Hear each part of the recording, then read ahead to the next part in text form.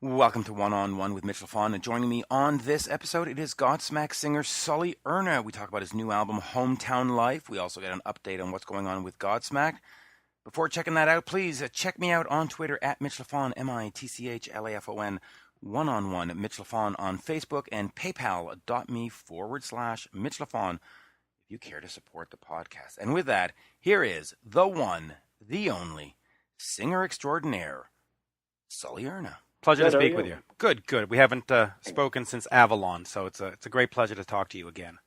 Oh, wow. That's a wow. 6 years. Yeah, it's been a while, so we need to do better than that. But let's talk about hometown life. I guess we'll start off with the basic question is, what sort of compelled you to put this collection together? Well, I think it was just something, once again, that kind of just happens when it happens. I've decided a while ago, especially through the Avalon experience, that, solo stuff is something that I just write on my own time, over time, and I don't really put a time limit on it. There's no real stress or deadlines and things like that, because I'm always busy doing things with Godsmack or whatever, but in the dressing rooms or at home on breaks, sometimes ideas pop up and you just kind of document them, record them, very vaguely or whatever, and I revisit that stuff when I have some time to myself, and that's why I think it takes a little while sometimes for me to get the collection of songs that I feel can make a record, because I come up with a lot of different things, but sometimes they just don't work for me, or I can't put it together and it doesn't go anywhere. And the ones that do become a song, they just kind of get put on the back burner, and I revisit them when it's really time, or if I have enough time to know that I can record a record. So again, it happened like that. It was just one of those things that I just started, since Avalon ended, there was some remnants of things that I wanted to get on Avalon that, for whatever reason I couldn't finish. And so I revisited some of that stuff. So there's a couple songs on there that have a little bit more age to them. And then other things just, as I'm in writing mode and I'm getting into solo mode, things, obviously that instrument starts opening up, and then more and more information comes, and I just kind of record that as I'm working on it. So, this was kind of a hybrid of a lot of different timelines that I was just kind of, collecting ideas and melodies and things like that. Talk to me a little bit about the importance of making a solo record, because, you look at Madonna or U2, they're sort of able to reinvent themselves and reinvent the music, staying within the brand or the band. Why do you feel the need to take it outside of Godsmack, or would fans just not accept it as a Godsmack album? Well, for me, it's more personal. Like, if I was just constantly handcuffed to Godsmack, I think my spirit would just die in music, because, I come from a musical family. I've been playing since I was 3.5 years old. My dad's a musician. My great uncle was a famous composer in Italy. My music bloodline goes quite a ways back, and I was raised with all kinds of different music, Italian music, jazz, blues. I didn't play rock. I didn't play rock until I was in my teens, so that wasn't really what I was raised on and how I discovered music. I discovered music through Buddy Rich and bands like that, right? So as I got older, it was like, why wouldn't I open that up? Why wouldn't I kind of explore those genres that turned me on and inspired me in the first place to want to be a musician? And so, and I've done a lot with Godsmack, and I have no regrets, and I know it's not a closed chapter in my life yet. We're going to still continue to do some stuff, but I certainly love other kinds of music. So for me, it's about balance. And I really feel that I have to have Godsmack in my life for those reasons, because I do have that edge, being raised in the inner city and stuff like that. And, there's like a toughness about that kind of music and rock, and the aggressiveness and that kind of thing. But there's also, I'm another person too. I'm a dad. I'm a single dad that raises a daughter, and I don't live like a crazy life of trashing hotel rooms and smashing beer bottles. So I think that's a reflection of this other side of me as well, being involved in relationships, being a hopeless romantic. A lot of those things is what inspires me to write a more contemporary kind of music, and it gives me an opportunity to also bring out some of the music that that I grew up on, like the blues side and that kind of thing. So for me, I think it's just about exploring and taking risks and having that balance, because I need Godsmack in my life for certain reasons, but I need Sully Erna to be present too, and that's that's the bittersweet about the whole thing. Yeah, and that's actually very well put, I must say. You mentioned your father, and of course he plays trumpet on the track "Turn It Up." Just first of all, talk to me about that experience of having, you know, a son-dad thing going on, but also how supportive was he of the Godsmack? Because the music that he does and that your family was doing is certainly not metal or heavy metal. Were they dismissive of it, or were they supportive of what you were doing? Oh no, they were 100% supportive. I mean, it was a bit of a struggle in the early days with me and my dad because life was a lot different back then as well. We were very, very poor, and I was in a lot of trouble. And, he was just being a dad, being protective, but they had me at a very young age too. And so, whatever beefs that I had with my parents when I was younger, it was just due to that. Everybody was young. I mean, they had me when they were in their early 20s. So they don't, I can't fault him. As you get older, you start to go, well, wait a minute now. I'm 35 years old or whatever it was at the time. And I'm thinking, man, this guy had me when I was, 23 years old. Like, he didn't know how to be a father. He was raised by a father that wasn't really great to him. And so there was just, I had to look back at that and I had to kind of just let those things go. But my point to that is that there was a moment, for a while where things weren't really great. And but I always knew they were in the background, and my mom for sure supported me 100%. She bought me, whatever I needed, musical instruments and stuff. Even though we didn't have any money, she'd find a way to provide for me, the things that I really wanted to pursue. And she knew I was good at what I did and I was serious. And my dad did as well, but there was a long time where, he wasn't really involved in my life. And so it was hard to say if the support was there. There was a bit of a struggle of him just wanting to make sure that I had a backup plan and music should just be a hobby. And there was that fight, and I'm going, what do you mean music's a hobby? Like, you started me in music. And so this is going to be a priority and everything else will be a hobby. And he didn't get that, he had an old school Italian mentality or whatever.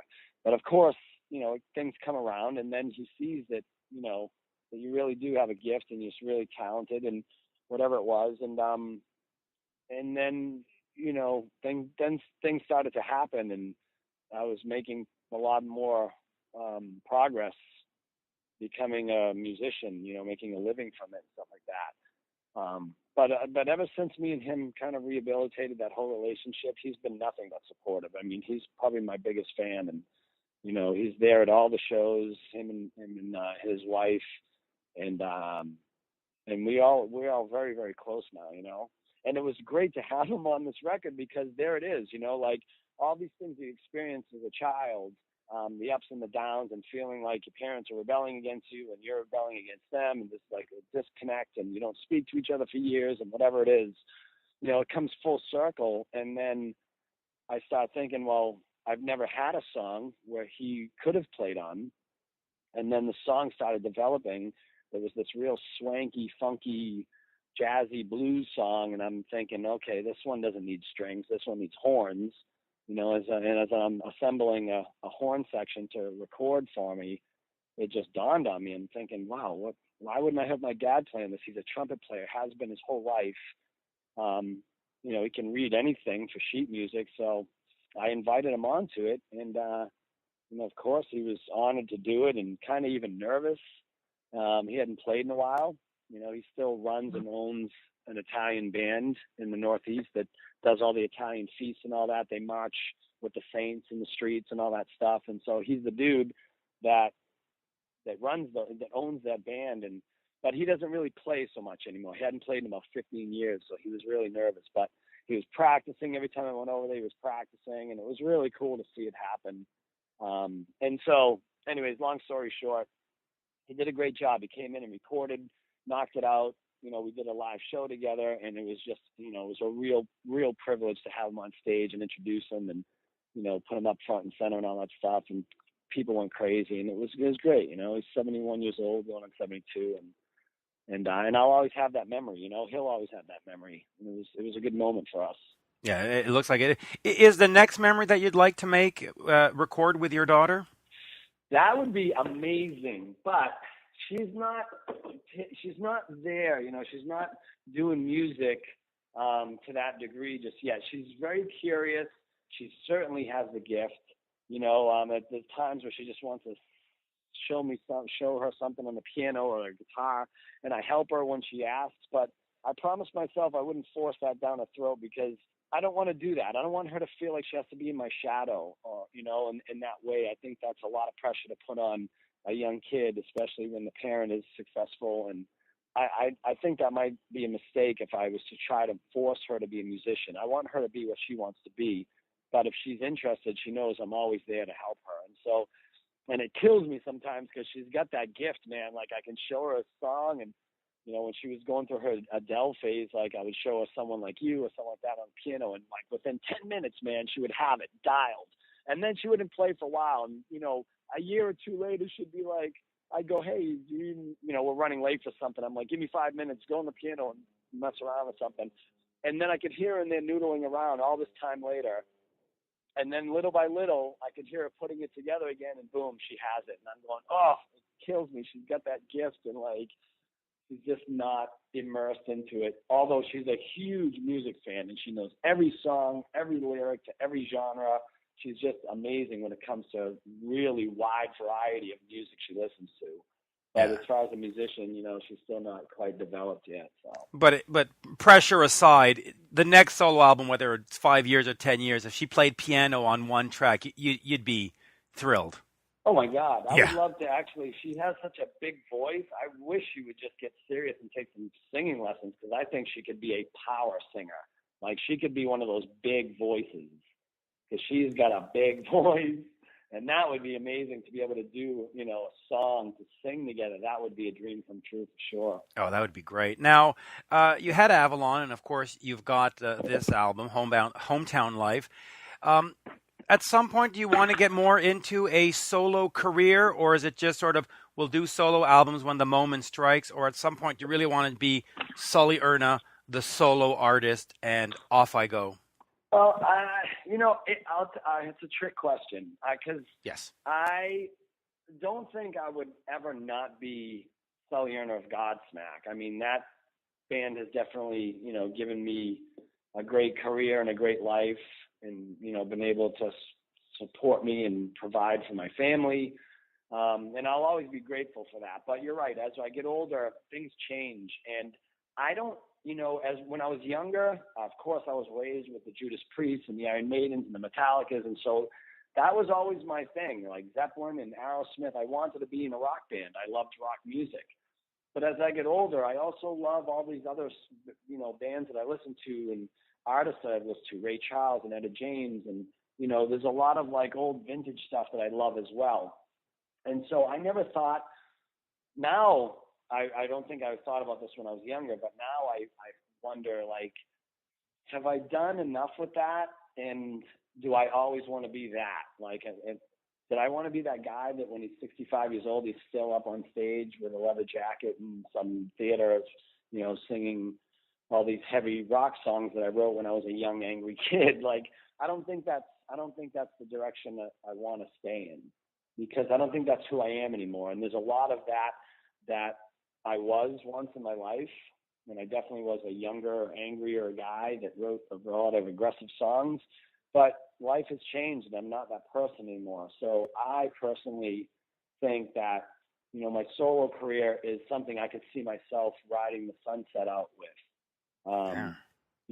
And visiting Godsmack once in a while. It'd be kind of cool to do some shows here and there. We're not nowhere near done yet. I mean, of course, we have a big year coming up in 2018. It'll be the 20th year of our first album. So that should be a pretty big world tour. And the next new album as well, too. Yeah, I don't know where that's going to go, but I do know that that one in particular will be a big moment for us.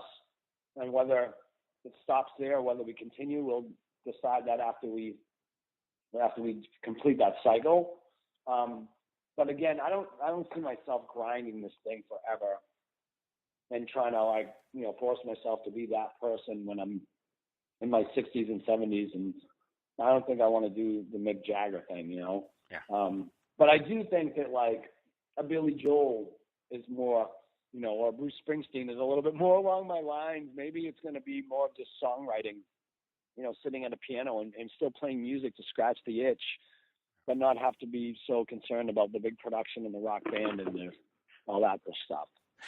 Since you mentioned that with Godsmack, I keep saying the Godsmack. I don't know why I'm doing that, but do you find then that when you do a Godsmack show, that given that you're withdrawn or away from that young angry man, that you find it harder to get into those songs? Is it less believable, the delivery of those songs now, or can you still get into it in the moment and go, okay, we're going to do this and it's going to be the real thing? Yeah, it's different now though. Both of those answers are right. Like the first part is, yeah, it's difficult for me to get back into that headspace because I've been out of it for so long. But there's always things that piss me off. And there's always things that challenge you, and there's obstacles that you have to jump over. So there's always something you can draw from to go and deliver that kind of performance. But ultimately, what I feed off of now with Godsmack is just the energy of the music, Listen, the bottom line is all those songs, whether it's Godsmack from the beginning days throughout our career or whether it's the solo material I write, every single thing I write about is a certain time and place in my life that affected me emotionally. And so it has different energy, and I can draw off of that. And it's something that I don't regret. It's something I actually cherish. I know it's kind of carved me out and made me the man that I am today, right, through the experiences I've had, good or bad. It's just that I've learned to humble myself a lot more as an adult now. And I can be a little bit more exposed and vulnerable and not embarrassed by it, because I just know that that's part of life and that's the things we go through. And so where before it was a little bit more of an anger-based heartbreak, where now it's a little bit more of,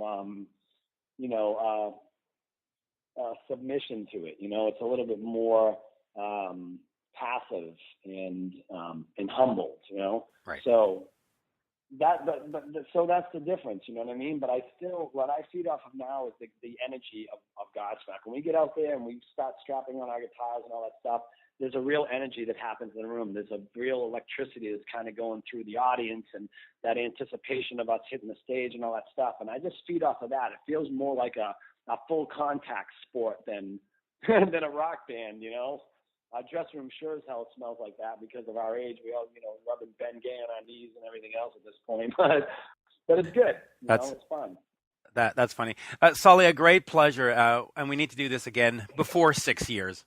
Yeah, for sure. I'll try to keep the songs rolling. Thank you, sir. Have a good one. Thanks, buddy. Bye-bye. And there you have it, folks, my interview with Godsmack singer Sully Erna. The new album is Hometown Life. Please check that out. While you're checking stuff out, head over to Twitter at Mitch Lafon, MITCHLAFON, one-on-one, Mitch Lafon on Facebook, and paypal.me/Mitch Lafon if you care to support the podcast. And with that, I bid you a fond farewell, or as we say up here in Montreal, adieu, bonsoir, bye for now. Oh my.